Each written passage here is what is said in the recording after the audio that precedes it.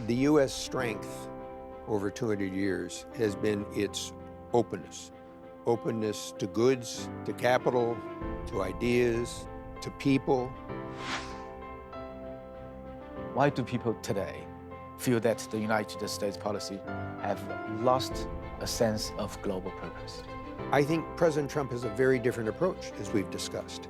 I think one of China's challenges, where will demand come from? We're in an era where the ground is shifting.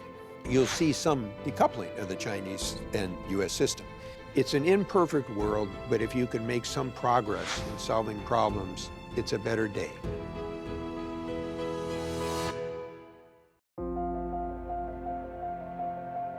I first visited China in 1980 when I was in Hong Kong on a fellowship. Went from Macau to Guangdong for a day. But what I saw was a very poor China. I saw communal farms, everybody dressed blue and gray, unlike all the beautiful clothes I see now in Shanghai. And so I can see how China has transformed historically. I hope that the leaders of both countries can work out arrangements, but not only for themselves, but for the global system.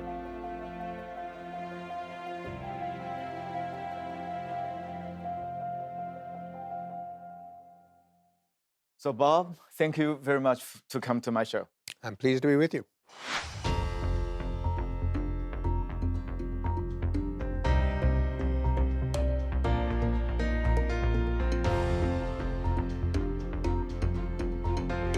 So first of all, what's the purpose of this trip to China? I published a book in the United States in 2020 called America in the World, A History of U.S. Diplomacy and Foreign Policy. And CITIC Press has a Chinese edition that's just coming out now.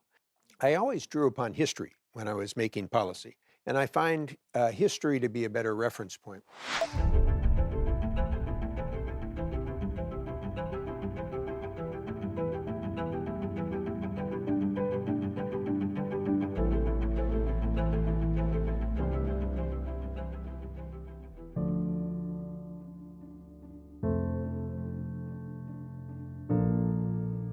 You summarized the 5 traditions in the US foreign policy. The second tradition, trade, transnationalism, and the technology. If you look at the Sino-US relationship, the diplomacy matters more and more about technology. Do you think the tariff will work on China? Well, I've tried to give you a sense of how President Trump views things. The tariffs that he's applied to China, in his mind, focus on the fentanyl, the drug issue. And whether you agree with this or not, it's important to understand, when he won re-election, it was partly because people were concerned about the deaths of fentanyl, they were concerned about illegal immigration, and I think that he's making that a priority. He's saying, as a deal maker, he's saying, I'm going to raise tariffs unless you help me with fentanyl, just as he's doing with Canada and Mexico. The second point, however, is trade. President Trump focuses on the bilateral trade deficit, which is the amount that China sells to the U.S. more than the U.S. sells to China. Most economists question whether that is a good method to look at, but in diplomacy, in China and technology, that created anxieties and scare in the U.S. China is focused on technology advances. It creates a concern in the U.S. And then you have issues of cybersecurity and technology advances. You'll see some decoupling of the Chinese and U.S. system. And then the challenge will be, how does that affect the overall world and economy and integration? Something like that, small yard, high fence. So do you think the tariff and the embargo will be the practical way to solve the Sino-US relationship? I would separate those two. I'm skeptical that tariffs will accomplish much. Now and then countries use tariffs as part of a negotiation, but if you just want to increase tariffs to protect your own industries, I think you'll have less efficient industries and you'll be less productive and you'll be less competitive. So again, this is where my view is somewhat different. I think that the U.S. strength over 200 years has been its openness to goods, to capital, to ideas, to people. If you go look at Silicon Valley and look at all the people that have come from around the world and been entrepreneurs, that's the strength of the United States. I mentioned about the anxiety about China's technology development and whether it creates security concerns. If you look at the history of export controls, they tend to slow somebody down for a while, but they don't stop you. So you can see this in the case of China with some of the semiconductor chips. China will develop its own way to get semiconductor chips. It might slow it down for a couple of years. It might make it less efficient. But my point is, in a pragmatic way, don't fool yourself, okay? My view tends to be consistent. But the question is today, and the US appears to be retreating from the very system it was championed. What is your feel now? And do you feel anything like conflicted, confusion? I think a lot of people are confused because President Trump is moving so fast. It's important to understand how someone thinks. He sees himself as a deal maker. It's transactional. What you described is a more systemic view. The idea that the United States can have an international economy that helps others, but it helps the United States as well. That's not the framework in which Trump operates.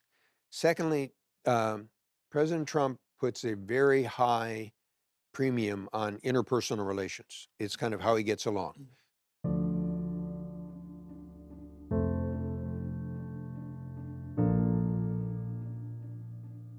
The first tradition, North America, your home continent. Ronald Reagan, the first president you served, said in 1979, the quote, word by word, said, "It's time to stop thinking our nearest neighbors as foreigners, as we are better off if we have Mexico and Canada as stronger partners." The question for you is it quite ironic to see these words today? Well, one reason that I'm pleased is that what that story tells you is that North America is always at the heart of foreign policy in the US, and President Trump's policies show that North America is important. Now, he takes a very different approach. Yes. And so if you think about it, he's focusing on Mexico and Canada in terms of fentanyl and drugs, illegal immigration, on the trade and economic policies. I obviously subscribe more to the view that Reagan did. So do you think he will finally follow through? It's hard to predict. President Trump, he's driven by a view that the international system that the U.S. helped create after World War II and also after the end of the Cold War has taken advantage of the United States. That's not a view that I share. I think that it served the U.S. interest.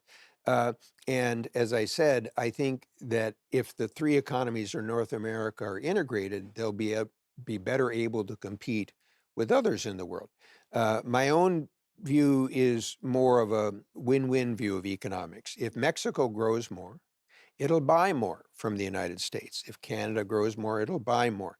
So it's a different view, and that's the nature of the debate, both political and foreign policy.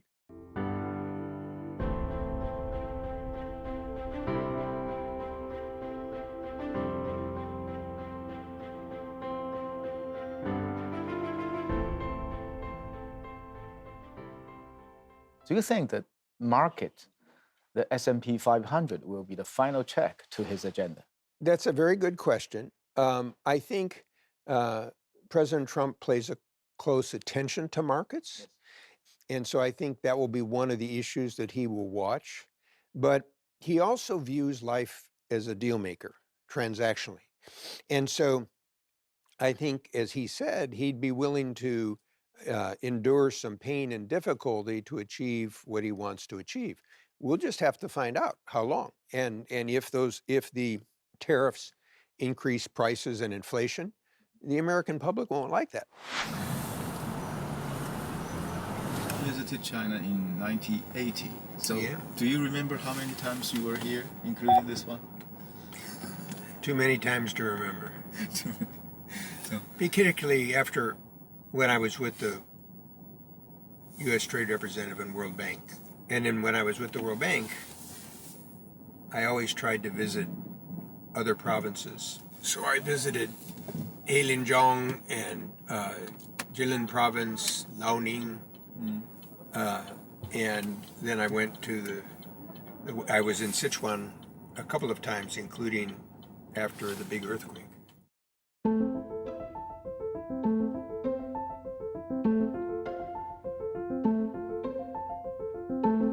在没有任何反对意见的情况下，卡麦勒一锤定音。接着，中国代表团全体成员起立鼓掌。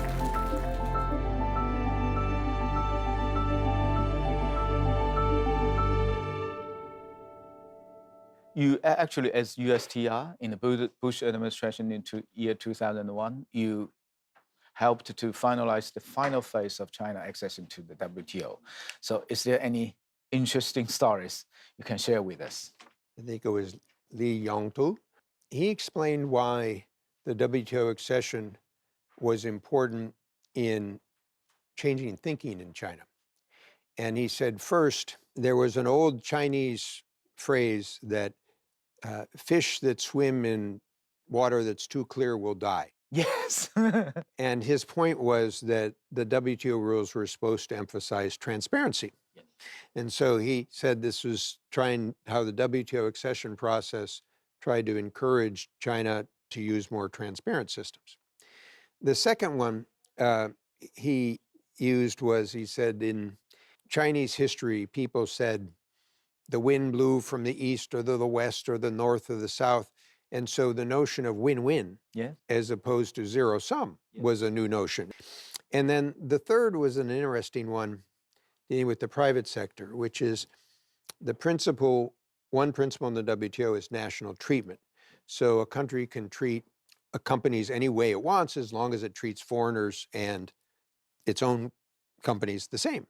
And he said many Chinese private companies like this idea because if foreign companies were supposed to be treated the same as state-owned enterprises, then the Chinese private companies could say, oh, we should have the same treatment as well. So I've always remembered those sort of three observations. One of the other challenges that China faces is the role of the private sector. recently there was a symposium, there was a meeting with our leader in the business, business people from the private sectors. Yeah, the challenge is, obviously, that's a pragmatic response. We want to send a signal to the private sector. But as you know, the nature of the private sector relies somewhat on entrepreneurialism. Yes. So the government can't tell the private sector it needs to be energetic. You have to create the environment for it in which to operate. I think one of China's challenges, set aside the world, is China has relied very heavily on investment and infrastructure and exports for demand. And so the consumption rate is relatively low compared to globally. It's like 39% of GDP. The US is about 70% of GDP. That creates an imbalance because if you run out of new bridges to build or infrastructure, and we saw what happened with the real estate sector, then the question is, where will demand come from? And going back to the report that we did with China, the DRC, the Development Reform Council in 2012, we identified many of these issues, including a safety net so that people will feel more comfortable consuming. Right now, if you look at the demographics, well, but if you look at the demographics of China, it's understandable. If I were Treasury Secretary today, I'd be focusing more on how could you discuss with China reforms of the structure of China that would help China, but that would also reduce some of the imbalances.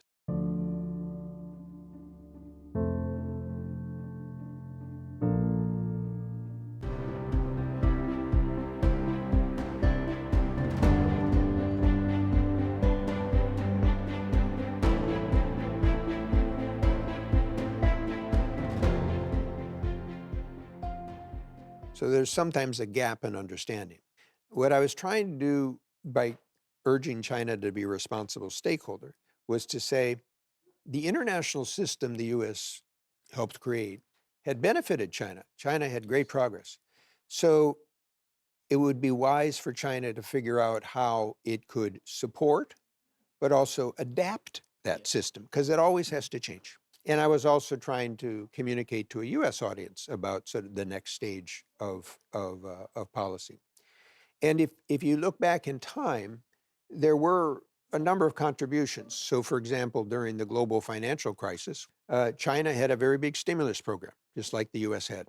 Do you think, is it still possible for our two great nations to play a win-win game? I certainly hope so, because with the two most powerful nations, if they're in conflict, it's not going to be good for them or the world. I think in the current environment, a lot will depend on the type of arrangements that the two presidents talk about. Second, avoid miscalculation. And then try to see if you can find some common ground to build on. And then they'll come to the idea of how can they both benefit economically. And then to take the next step would be, are there other areas they can cooperate in, whether it's dealing with climate? In reality, you have to build on a foundation. And that foundation requires some sense of trust and some sense of understanding your counterpart's perspective. Yes. And fortunately, that's not your job or my job. You visited a lot of places in China. Do you feel any differences between your personal experience and the stories you read on the Western media about China? China is a vast country like the United States. So I think it's very hard to generalize. The people of China were very hardworking and they wanted a better life. And that always impressed me. And I think the fact that the reforms helped remove hundreds of millions of people from poverty is an amazing story.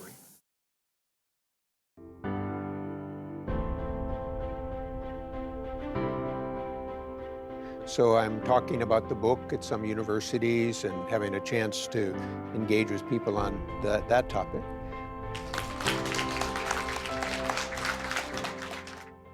The thing is, the people, there is an increasingly hostile attitude to China in the United States. So what is the practical way to stabilize this bilateral relationship from the perspective of the United States? I'm trying to give you a sense of how some people in the US view China. From the Chinese perspective, it may look very different. Yeah. But in the US side, what people have seen is the growth of the military, the growth of technology, AI, and the question about how you both develop AI but have in safety. My sense is that when you ask what changes that, at least in the US political system, but I think in China as well, you have to have messages from the leaders. Another area is interaction across societies. Now I have to get a much more complicated visa, and I like it when younger Chinese can come to the United States and study and work. And frankly, I thought it was always good when young Americans could come and study in China, and that's dropped off now because of security reasons. That's unfortunate.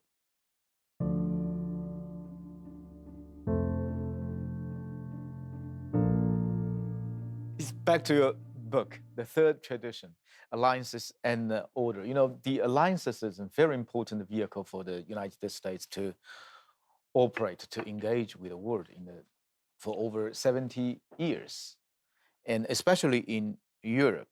So how will it operate today, especially after the dramatic initiative by Donald Trump by President Trump to end the war? President Trump's view is that whatever that system did for 70 or 80 years, it's taken advantage of America. So he looks and says, why is the US spending so much for Europe's defense when Europe doesn't spend more? Okay.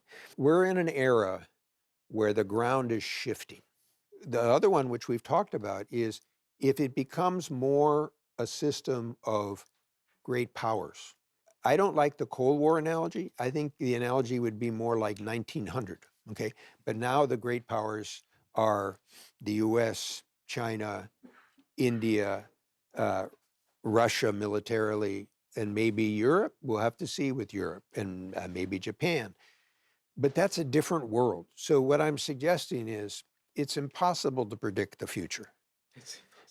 Be careful of the changes, and at least from my career, but I recognize I have a bias, the systemic aspects and institutions in security and economic terms, by and large, made a better world for all of us. So be careful about if you end them, okay?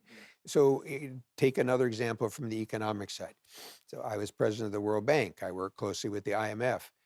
These are modest institutions, but they provide a neutral ground for people to try to solve problems together. My point is, at the end of the day, a lot of the work becomes, it's an imperfect world, but if you can make some progress in solving problems, it's a better day. Final tradition about American purpose. Why do people today feel that the United States policy have lost a sense of global purpose? I think President Trump has a very different approach, as we've discussed. His language is America first, Yes. or make America great again, okay? He represents a view that says is more American national interest in a narrower definition.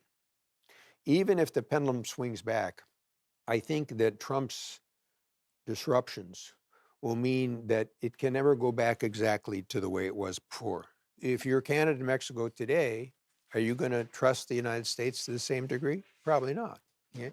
And this is another historical point. You see, when I was first... The damage is done. Well, there's some damage. Chinese viewers would not necessarily be aware of this. The US fought a war with Mexico in 1846, 1847. The United States took about a third or a half of Mexico's territory. So those states, Texas, Arizona, New Mexico, California, those were all part of Mexico. Okay? Not surprisingly, for about 100 years, Mexicans were very distrustful of the United States. There was a famous phrase that said, "Poor Mexico, so close to the United States, so far from God." Now, the whole point about North American Free Trade Agreement was more than trade. You also mentioned that we're moving from a rule-based international system to a power-based international system. How to survive? Well, as we've discussed, I think it looks more like 1900. It will require a negotiation among the powers to try to avoid conflict and achieve stability. It creates some opportunities for some of the middle countries because they'll try to maneuver among the different powers. But they have to be careful because if you don't have a rules-based system, the actions depend a lot more on the case-by-case evaluation of whether somebody is hurting you or helping you. So it all underscores the point we've been discussing, which is we're transitioning into a different system. It will pick up elements of the past. That's why it's good to study history. It's good to understand it. But it will chart its own course. And that's for the younger generations that we're speaking to. So I'm speaking to people at Fudan University, where you went, and others. It will be up to them to solve these problems. Thank you very much, Bob. Thank you very much.